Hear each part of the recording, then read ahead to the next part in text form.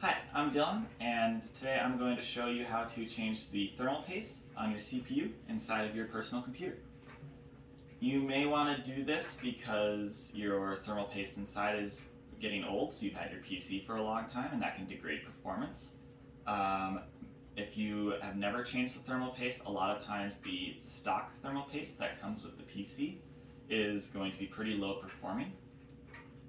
Or maybe you are noticing high temperatures inside your computer and you want to try and improve that, and changing the thermal paste can help with that as well.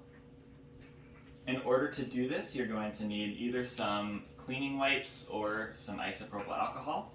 You'll need the actual thermal paste, and then you'll need a screwdriver in order to take the cooler off.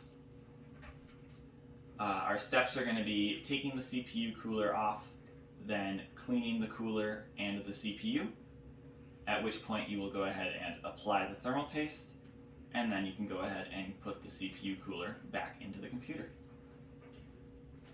Before you get started, you'll want to make sure that you do have your computer plugged in, but have the switch on the power supply flipped to the off position. We leave it plugged in so that if we generate any static electricity, the computer case is grounded and we don't have any risk of shocking the components inside.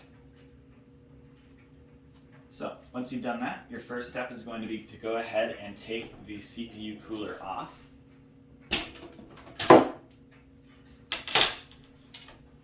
I have gone ahead and done this ahead of time for time, but what you'll want to do is just take your screwdriver and unscrew all 4 screws inside of the CPU cooler and then pull it off. At that point, you'll want to take your cleaning wipes and clean your CPU cooler until there is no more thermal paste left on it, as well as you'll want to clean off your CPU until there's no more thermal paste left on it. At that point, give it about 5 minutes to dry. You don't want to be putting any wet components back into your computer, but the isopropyl alcohol should dry very quickly. Once you've gone ahead and cleaned both the CPU cooler and the CPU, your next step is going to be to actually go ahead and apply the thermal paste to the CPU.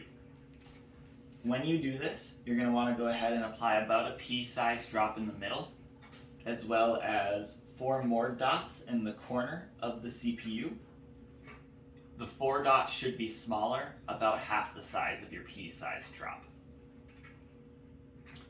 After you've applied your thermal paste, you can go ahead and put your CPU cooler back onto the CPU. When you do this, just make sure you're careful in lining up all 4 of the screws so you don't hit your motherboard at all. And then it will take some pressure to go ahead and mount the screws into the holes. The screws are spring-loaded, so expect some resistance until you actually get your CPU screw into the mounting hole.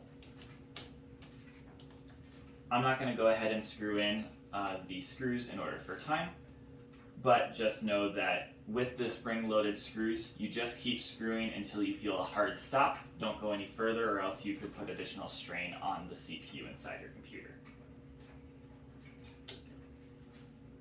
Once you have gone ahead and mounted your CPU cooler back on the CPU, you are done. At that point, you can go ahead, put the front cover back onto the computer, like so.